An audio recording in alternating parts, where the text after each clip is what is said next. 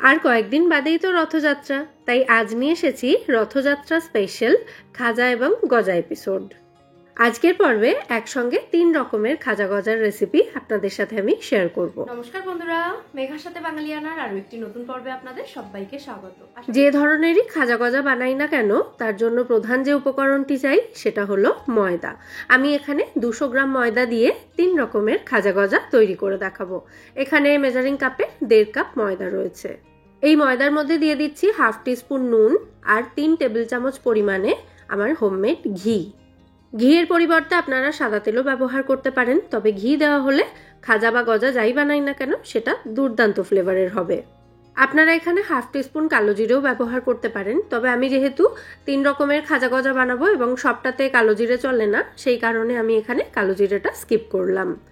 তো ময়দার মধ্যে প্রথমে ভালো করে ময়ান দিয়ে নিতে হবে, মানে এই যে নুন এবং ঘিটা দিয়েছি সেটা ময়দার সাথে খুব ভালো করে মিশিয়ে নিতে হবে। হাতে তালুতে ঘষে ঘষে ভালো করে মিশাতে হবে। আর খাজা বা গজা ভালো মুচমুচে বানানোর জন্য ময়দাতে ময়ানের পরিমাণটা ঠিক হওয়াটা কিন্তু ভীষণ গুরুত্বপূর্ণ।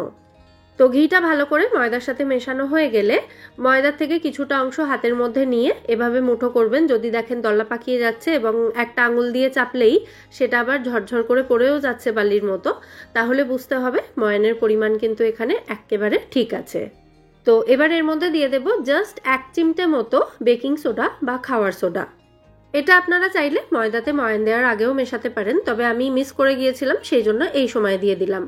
দিয়ে ভালো করে ময়দার সাথে মিশিয়ে নিচ্ছি। তারপর অল্প অল্প করে রুম টেম্পারেচারে থাকা জল দিয়ে ময়দাটাকে মেখে নিতে হবে। আর ময়দার ডোটা কিন্তু খাজা বা গজা বানানোর জন্য একটু শক্ত করে মাখতে হবে। মানে রেগুলার রুটি পরোটার জন্য আমরা যেরকম নরমভাবে ময়দা মেখে থাকি ততটা নরম কিন্তু ডোটা হবে না, একটু শক্ত করে মাখতে হবে, মানে টাইট করে মাখতে হবে। আর ময়দার এই ডোটাকে খুব বেশি ঠেসে ঠেসে মাখার কিন্তু একেবারেই প্রয়োজন নেই। সমস্ত কিছু একত্রিত হয়ে গিয়ে একটা ডোয়ের শেপে চলে এলেই কিন্তু এটা মাখা বন্ধ করে দিতে হবে। খুব বেশিক্ষণ সময় নিয়ে মাখার দরকার নেই। আর একদম অল্প অল্প জল দিতে থাকবেন এবং মেশাতে থাকবেন, তাহলে কিন্তু ডোটা নরম হয়ে যাওয়ার চান্স থাকবে না। তো দেখুন আমার ময়দার ডো কিন্তু এখানে একেবারে রেডি হয়ে গেছে। এবার এটাকে ঢাকা দিয়ে রেখে দেবো 15 মিনিট মতো। এই সেম ডো দিয়েই কিন্তু 3 রকমের খাজা গজা তৈরি করে নেওয়া যাবে। তো 15 মিনিট ঢাকা দিয়ে রাখার পর আমি এটা নিয়ে ফেরত চলে এসেছি। এবার এই ডোটাকে আবারও একবার একদম হালকা হাতে মেখে নিয়ে তারপর এর মধ্যে থেকে একটা লেচি কেটে নেব। রেগুলার রুটি বানানোর জন্য যেরকম সাইজের লেচি কাটি সেই রকমই একটা লেচি এর মধ্যে থেকে কেটে নিচ্ছি। আর বাকি যে ডোটা রয়েছে সেটাকে আপাতত ঢাকা দিয়ে রেখে দেব। আর যে লেচিটা কেটে নিলাম সেটাকে বেলন চাকির মধ্যে নিয়ে নিয়েছি। এবার এটাকে রুটির মতো করে বেলে নেব। তবে ছোট্ট একটা রুটি বেলবো, কারণ এই রুটিটা আমাদের একটু মোটা করে বেলতে হবে। এটা দিয়ে প্রথমেই আমরা কাঠি গজা তৈরি করব। তো দেখুন এরকম সাইজের একটা রুটি বেলেছি আর সাইড থেকে এইভাবে সমান করে কেটে নিয়েছি এগুলো, যাতে লম্বা লম্বা কাঠি গজার শেপে এগুলোকে কেটে নেওয়া যায়। এরপর একটা ছুরি অথবা একটা পিৎজা কাটারের সাহায্যে এগুলোকে এরকম লম্বা লম্বা টুকরো করে কেটে নিতে হবে।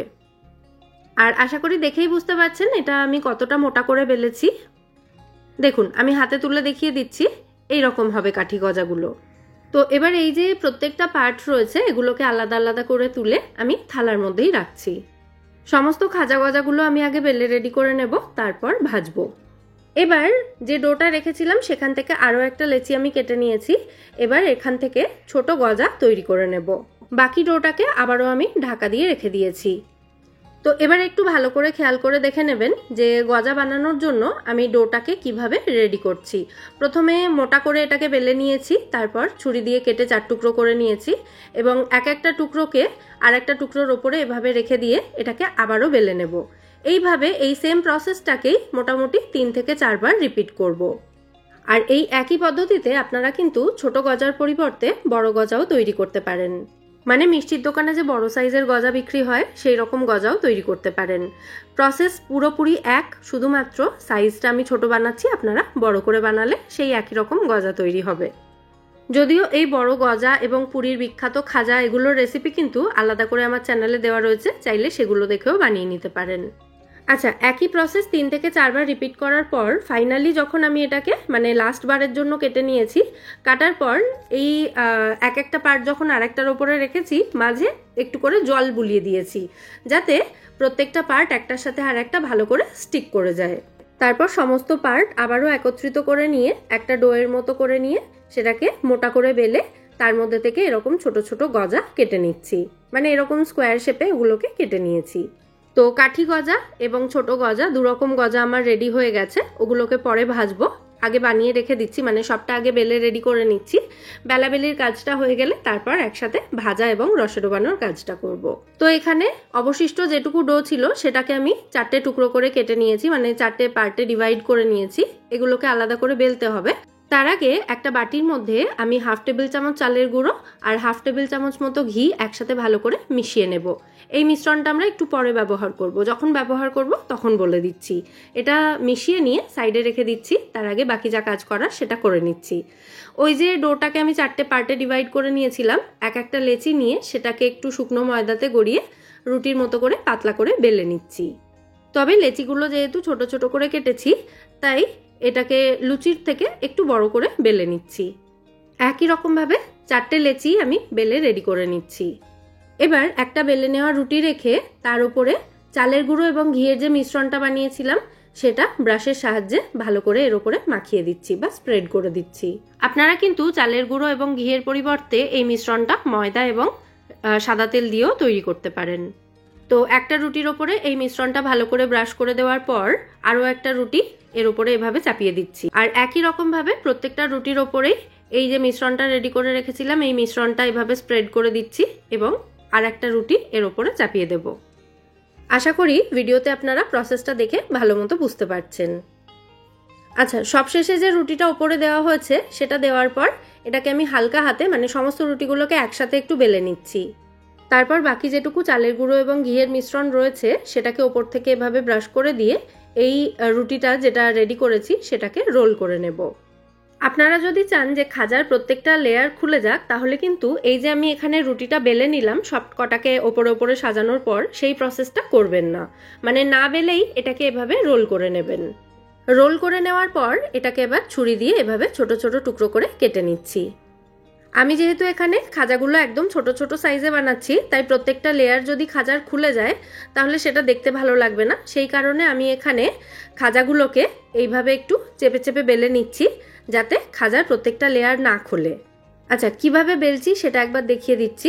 এইভাবে ওই যে প্রত্যেকটা পার্ট কেটে নিয়েছিলাম সেগুলোকে নিয়ে হালকা হাতে একটু বেলে নিতে হবে। এগুলো আমি একটু চাপ দিয়েই বেলছি যাতে লেয়ারগুলো না খোলে। আপনারা যদি খাজাগুলো একটু বড় সাইজে তৈরি করেন তাহলে অবশ্যই এখানে বেলার কাজটা একদম হালকা হাতে করবেন, তাতে কিন্তু খাজার প্রত্যেকটা লেয়ার খুলে যাবে এবং দেখতে ভালো লাগবে। বড় খাজাতে লেয়ারগুলো খুললে দেখতে ভালো লাগে। আমি যেহেতু ছোট বানাচ্ছি সেই কারণে একটু চেপে বানাচ্ছি যাতে সব লেয়ার একদম প্রপারলি না খোলে। আশা করি কি বোঝাতে চাইছি বোঝাতে পেরেছি আপনাদেরকে। যাই হোক, এখানে 3 রকমের খাজা গজা সব আমার বেলা হয়ে গেছে। এবার একটা কড়াই ভালো করে গরম করে নিয়ে তার মধ্যে পর্যাপ্ত পরিমাণে তেল দিয়ে দিচ্ছি। কড়াইটাকে প্রথমে হাই ফ্লেমে রেখে খুব ভালো করে গরম করে নেবেন, তারপর এর মধ্যে তেল দেবেন এবং তারপর লো টু মিডিয়াম ফ্লেমে রেখে তেলটাকে হালকা গরম হতে দেবেন। তো যতক্ষণে ওদিকে ওই কড়াইতে তেলটা গরম হচ্ছে ততক্ষণে আমি এই সাইডে আর একটা বার্নারে সুগার সিরাপটা তৈরি করে নিচ্ছি। আমি এখানে চিনি ব্যবহার করিনি, মিছরি ব্যবহার করেছি। আপনারা কিন্তু 1.5 কাপ চিনি নিতে পারেন, মানে 1.5 কাপ ময়দার জন্য 1.5 কাপ চিনি। আর মিছরিটা যাতে তাড়াতাড়ি গলে যায় তাই মিছরিটাকে গুঁড়ো করে ব্যবহার করেছি। আর যতটা মিছরি নিয়েছি তার ঠিক অর্ধেক পরিমাণে জল দিয়েছি, মানে 1.5 কাপ মিছরি নিয়েছিলাম আর এখানে জল দিয়েছি 3/4 কাপ। ভালো করে এটাকে মিশিয়ে দিয়ে 3 থেকে 4 মিনিট ফুটতে দেব। এদিকে খাজা গজা ভাজার জন্য তেলটা এখন মাঝারি গরম হয়ে গেছে। তো এরকম মাঝারি গরম তেলের মধ্যেই আমাদের খাজা বা গজা সমস্ত কিছু ভাজতে হবে। ময়দার ডো থেকে একটা ছোট্ট বল তৈরি করে আমি এর মধ্যে দিয়েছি। দেখুন, দেওয়ার সঙ্গে সঙ্গে এর মধ্যে থেকে বাবলস উঠছে, তবে এটা কিন্তু ভেসে তেলের ওপরে উঠে আসছে না। তো এর মানে হচ্ছে তেলটা মাঝারি গরমই রয়েছে। তো এই রকম তেলেই আমাদের খাজাগুলো ভাজতে দিতে হবে। তো প্রথমেই আমি খাজাগুলো ভেজে নিচ্ছি, তারপর গজাগুলো ভাজবো। আর খাজাগুলো তেলের মধ্যে দেওয়ার সঙ্গে সঙ্গেই দেখুন এগুলো তেলের নিচের দিকে চলে গেছে। গ্যাসের ফ্লেমটা লো টু মিডিয়ামেই রাখতে হবে খাজাগুলো ভাজার সময়। তো সমস্ত খাজাগুলো আমি একসাথেই তেলের মধ্যে দিয়ে দিয়েছি ভাজার জন্য। আমি ওই বার্নার থেকে এদিকের বার্নারে কড়াইটা শিফট করে দিলাম, কারণ ওদিকের বার্নারটা একদম লো ফ্লেমে দিলেই বন্ধ হয়ে যাচ্ছিল। আর যেহেতু আমাদের খাজাগুলো ভাজার জন্য গ্যাসের ফ্লেমটা লো টু মিডিয়ামেই রাখতে হবে, সেই কারণে আমি এদিকের বার্নারে সরিয়ে দিলাম যাতে একদম ফ্লেমটা ঠিকঠাক পায়। বেশ খানিকক্ষণ ভাজা হওয়ার পর এখন দেখুন খাজাগুলো তেলের ওপরের দিকে ভেসে উঠেছে। তো এবার আমি এগুলোকে একবার করে উল্টে দিচ্ছি। যতক্ষণ না খাজা বা গজাগুলো তেলের ওপরের দিকে ভেসে উঠবে আপনা আপনি, ততক্ষণ পর্যন্ত এগুলোকে কিন্তু নাড়াচাড়া করা যাবে না। আর এরকম লো টু মিডিয়াম ফ্লেমে রেখে খাজাগুলো ভাজতে সময় লাগবে প্রায় 15-16 মিনিট মতো। তো এদিকে খাজাগুলো ভাজা হতে থাক, ততক্ষণে এদিকে দেখুন আমাদের সুগার সিরাপটা কিন্তু একেবারে রেডি হয়ে গেছে। এটা একটু চিটচিটে হবে এই সময়টা, কিন্তু এক তার বা দুই তার কোনো তার এখানে তৈরি করতে হবে না, জাস্ট এটা একটু ঘন এবং চিটচিটে চিনির রস তৈরি করতে হবে আমাদের। হাতে নিয়ে এভাবে একটু চেক করলেই বুঝতে পারবেন চিনির রসটা একদম চিটচিট করছে, আর একটু তেলতেলে টাইপেরও মনে হবে। ঠিক এই রকম হয়ে গেলে গ্যাসের ফ্লেমটা অফ করে দিতে হবে। আর এদিকে আমি খাজা ভাজাগুলো একটু ক্লোজলি দেখিয়ে দিচ্ছি। দেখুন আমি একটু চেপে চেপে বেলেছি, তাও কিন্তু লেয়ারগুলো খুলতে শুরু করেছে। একটু হালকা হাতে বেলা হলে লেয়ারগুলো দেখতেন খুব সুন্দর খুলে যেত, তবে যেহেতু ছোট খাজা বানিয়েছি সেই কারণে আমি একটু চেপেই বেলেছি, যাতে লেয়ারগুলো খুব বেশি না খোলে।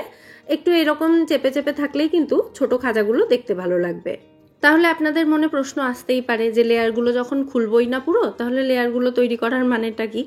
এই লেয়ারগুলো তৈরি করা হলে খাজার মধ্যে সুগার সিরাপটা খুব সুন্দরভাবে অ্যাবজর্ব হবে, সেই কারণে লেয়ারগুলো বানিয়েওছি, আবার চেয়েছি যাতে এগুলো পুরোপুরি না খুলে যায়। যাই হোক, এখানে দেখুন খাজাগুলো কিন্তু খুব সুন্দরভাবে সুন্দর একটা গোল্ডেন কালার আসা পর্যন্ত আমি ফ্রাই করে নিয়েছি। এবার এগুলোকে তেল ঝরিয়ে তুলে নেব। এই খাজাগুলো ফ্রাই করতে আমার টোটাল 16 থেকে 17 মিনিট মতো সময় লেগেছে। সমস্ত খাজাগুলো তেল ঝরিয়ে তুলে নেওয়ার পর এগুলোকে 1 থেকে 1.5 মিনিট রেখে দেব। তারপর হালকা গরম চিনির রস বা সুগার সিরাপের মধ্যে এগুলো ডুবিয়ে দেব। আর এদিকে এরপর ভাজবো ছোট গজাগুলো। কিন্তু ছোট গজা একটা তেলের মধ্যে দেওয়ার পর দেখুন প্রচুর বাবলস উঠতে শুরু করেছে এবং এটা তেলের ওপরের দিকে ভেসে উঠছে। তো তেলটা তার মানে অনেকটা বেশি গরম আছে, এত গরম তেলে এটা ভাজা যাবে না। তো আমি গ্যাসের ফ্লেমটা অফ করে দিয়েছিলাম 2 মিনিটের জন্য, যাতে তেলের টেম্পারেচারটা একটু কমে যায়। আর এই খাজাগুলোকেও 1 থেকে 1.5 মিনিট রাখার পর এগুলোকে হালকা গরম চিনির রস বা সুগার সিরাপের মধ্যে আমি ডুবিয়ে দিলাম। এগুলোকে মোটামুটি 3 থেকে 4 মিনিট রেখে তারপর তুলে নেব। এই 3-4 মিনিটের মধ্যে কিন্তু কয়েকবার এগুলোকে এভাবে উল্টে পাল্টে দিয়ে নাড়াচাড়া করে চিনির রসের মধ্যে রাখতে হবে, যাতে চারিদিক থেকে সুগার সিরাপটা বা চিনির রসটা খাজার মধ্যে খুব সুন্দরভাবে অ্যাবজর্বড হয়। আর এদিকে 2 মিনিট গ্যাস বন্ধ রাখার পর আমি আবার গ্যাসের ফ্লেমটা অন করেছি এবং লো টু মিডিয়াম ফ্লেমে রেখেই ছোট গজাগুলো এবার তেলের মধ্যে দিয়ে দিচ্ছি ফ্রাই করার জন্য। এই গজাগুলোকেও কিন্তু লো টু মিডিয়াম ফ্লেমে রেখেই ফ্রাই করব, আর সময় লাগবে 12 থেকে 13 মিনিট মতো। আর এদিকে 3-4 মিনিট চিনির রসে খাজাগুলো ডুবিয়ে রাখার পর এগুলোকে আমি চিনির রসটা ঝরিয়ে তুলে নিচ্ছি। এই খাজা এবং গজা বানিয়ে এগুলো যদি আপনারা মাসখানেক বা তারও বেশি সময়ের জন্য স্টোর করে রেখে দিতে চান, আর চান একই রকম মুচমুচে থাকুক, তাহলে এগুলোকে কিন্তু ডাবল করে ফ্রাই করবেন।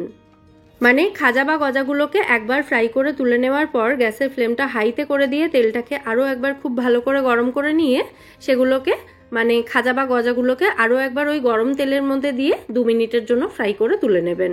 তাহলে ওটা ডাবল ফ্রাই হয়ে যাবে এবং যতদিন রেখে দেবেন সেই খাজা গজা ততদিন কিন্তু একই রকম মুচমুচে থাকবে। আর আজকে আমি যেরকম সিঙ্গেল ফ্রাই করে খাজা গজা তৈরি করছি সেরকম করে যদি বানান তাহলে কিন্তু এগুলো মোটামুটি 3-4 দিন মতো একই রকম মুচমুচে থাকবে বাইরে রাখলেও। আচ্ছা, এদিকে ছোট গজাগুলো ফ্রাই হয়ে যাওয়ার পর গরম তেল থেকে তুলে এগুলোকে কিন্তু সঙ্গে সঙ্গে আমি গরম চিনির রস বা সুগার সিরাপের মধ্যে দিয়ে দিয়েছি। চিনির রসটা ঠান্ডা হয়ে গিয়েছিল বলে এটাকে আমি আবারও গরম করে নিয়েছিলাম একবার। তো ছোট গজাগুলোকে এই চিনির রসের মধ্যে রাখতে হবে 5 থেকে 6 মিনিটের জন্য। আর এদিকে ছোট গজাগুলো ভাজা হয়ে যাওয়ার পর গ্যাসের ফ্লেমটাকে আবারও আমি 2 মিনিটের জন্য বন্ধ করে দিয়েছিলাম। তেলটা একটু ঠান্ডা হয়ে গেছে, তারপর এবার কাঠি গজাগুলো ভাজার জন্য তেলের মধ্যে দিয়ে দিচ্ছি। এগুলোকেও লো টু মিডিয়াম ফ্লেমে রেখে ভাজতে হবে, আর এগুলো যেহেতু একদম সরু সরু তাই ভাজতে সময় লাগবে মোটামুটি 10 থেকে 11 মিনিট মতো। টেম্পারেচার সেম থাকলেও প্রত্যেকটা খাজা গজা ভাজার সময় কিন্তু আলাদা। আচ্ছা, এই ছোট গজাগুলোকে চিনির রস বা মিছরির রসটার মধ্যে 5 থেকে 6 মিনিট আমি ভিজিয়ে রেখেছিলাম, তারপর এগুলোকে তুলে নিলাম। আর এরপর চিনির রস বা মিছরির রসটা আমি অনেকটাই তুলে রাখছি, যেহেতু আমাদের কাঠি গজাগুলো পরিমাণে কম তাই সেটা ভেজাতে অল্প চিনির রস হলেই হয়ে যাবে। তো কাঠি গজাগুলো ভালো মতো ভেজে আমি তুলে নিচ্ছি। দেখুন খুব সুন্দর একটা গোল্ডেন কালার এসে গেছে চারিদিক থেকে। তো এবার এগুলোকে তুলে একটা টিস্যু পেপারের উপরে রেখে দিচ্ছি। আর এই কড়াইটা নামিয়ে এবার আমি চিনির রসের কড়াইটা আবার গ্যাসে বসিয়েছি। এটাকে আবারও গরম হতে দেব। ঠান্ডা হওয়ার পর দেখুন সাইডে এরকম সাদা সাদা চিনির আস্তরণ জমতে শুরু করেছে। তো এটা গরম করে নিলে কিন্তু আবারও গলে যাবে। তো প্রথমে আমাদের এটাকে গরম করে নিতে হবে, মানে ফুটন্ত অবস্থায় নিয়ে আসতে হবে এটাকে। তারপর রসটা ফুটতে শুরু করলেই এর মধ্যে ভেজে রাখা কাঠি গজাগুলো দিয়ে দিতে হবে, দিয়ে কনস্ট্যান্ট এভাবে এটাকে নাড়াচাড়া করতে থাকতে হবে। আর এখন গ্যাসের ফ্লেমটা মিডিয়ামে রয়েছে। এভাবে নাড়াচাড়া করতে করতে যখন দেখবেন চিনির রসটা অনেকটাই কম হয়ে এসেছে, তখন গ্যাসের ফ্লেমটা অফ করে দিতে হবে। তবে নাড়াচাড়া বন্ধ করলে কিন্তু একেবারেই চলবে না, এটাকে কনস্ট্যান্ট এভাবে নাড়াচাড়া করতে হবে যতক্ষণ না চিনির রসটা একদম শুকনো শুকনো হয়ে সাদা হয়ে যাচ্ছে। মানে যতক্ষণ না চিনির রসটা আবার সলিড পর্যায়ে চলে আসছে ততক্ষণ পর্যন্ত এটাকে নাড়াচাড়া করতে হবে। মোটামুটি মিনিট দুয়েকের মধ্যেই দেখবেন এর গায়ে এরকম একটা চিনির রসের আস্তরণ তৈরি হয়েছে, মানে এই যে কাঠি গজাগুলো বানিয়েছিলাম সেটার গায়ে এরকম চিনির আস্তরণ তৈরি হয়ে সেটা একদম সাদা হয়ে গেছে। আর এটা দেখতে কিন্তু এখন একেবারে মেলার কাঠি গজার মতোই হয়েছে। তো আমাদের কাঠি গজাগুলো এখানে একেবারে রেডি হয়ে গেছে। এবার একটা পাত্রে এগুলোকে আমি তুলে নিচ্ছি। শুধু কাঠি গজাটাই নয়, আমাদের খাজা এবং ছোট গজাগুলোও কিন্তু একেবারে রেডি সার্ভ করার জন্য। তো এগুলোকেও আমি সার্ভিং প্লেটটার মধ্যেই সাজিয়ে নিচ্ছি। তো সমস্ত খাজা গজাগুলোই আমি ভেঙে দেখিয়ে দেব। তার আগে বলুন কেমন লাগলো আজকের এই সমস্ত রেসিপিগুলো আপনাদের। ভালো লেগে থাকলে ভিডিওটা ছেড়ে যাওয়ার আগে অন্তত একটা লাইক এবং শেয়ার করে দেওয়ার অনুরোধ রইল। এবার দেখুন প্রথমেই আমি একটা ছোট গজা ভেঙে দেখিয়ে দিচ্ছি ভেতরে সুগার সিরাপ বা চিনির রসটা কেমন ভালো অ্যাবজর্ব হয়েছে। প্রথমে একটু চেপে চেপে দেখিয়ে দিলাম যে সুগার সিরাপটা কত সুন্দরভাবে বেরিয়ে আসছে ভেতর থেকে। তারপর ভেঙেও দেখিয়ে দিলাম, দেখুন ভেতর থেকে খুব সুন্দরভাবে কিন্তু সুগার সিরাপ বা চিনির রসটা অ্যাবজর্ব করেছে। দেখে আশা করি বুঝতেই পারছেন। আচ্ছা, এবার দেখিয়ে দেব খাজাগুলো। ওপর থেকে মুচমুচে এবং ভেতর থেকে পুরো রসালো। প্রত্যেকটা পরতে পরতে কিন্তু খুব সুন্দরভাবে চিনির রসটা ঢুকেছে। ঠিক এই কারণেই লেয়ারগুলো তৈরি করেছি। এবার একটা কাঠি গজাও ভেঙে দেখিয়ে দিই। এগুলো কিন্তু ডাবল ফ্রাই না করলেও 1 থেকে 1.5 মাস আরামসে এগুলো স্টোর করে আপনারা রেখে দিতে পারেন। এগুলো নরম হবে না, একই রকম মুচমুচে থাকবে। যেহেতু ওপরে সুগার কোটিংটা রয়েছে তাই এগুলো নরম হওয়ার কোনো চান্স থাকবে না। আর এদিকে দেখুন খাজা চুরি হয়ে যাচ্ছে ভিডিও শেষ হওয়ার আগেই। যাক, আমি আগে যে ছবি তুলে রেখেছি সেটা দিয়েই কাজ চালাই। তাহলে এবার রথযাত্রাতে বাড়িতেই এরকম পারফেক্ট খাজা গজা তৈরি করে নিতে পারেন। আর এরকমই নিত্য নতুন রেসিপি পাওয়ার জন্য আমার চ্যানেলটা সাবস্ক্রাইব করে আমার পাশে থাকবেন এবং আমায় সাপোর্ট করবেন। তাহলে আজকের মতো এখানেই বিদায় নিচ্ছি। আবার দেখা হবে পরের পর্বে। সবাই সুস্থ থাকবেন, ভালো থাকবেন এবং সবাইকে খুব ভালো রাখবেন। নমস্কার।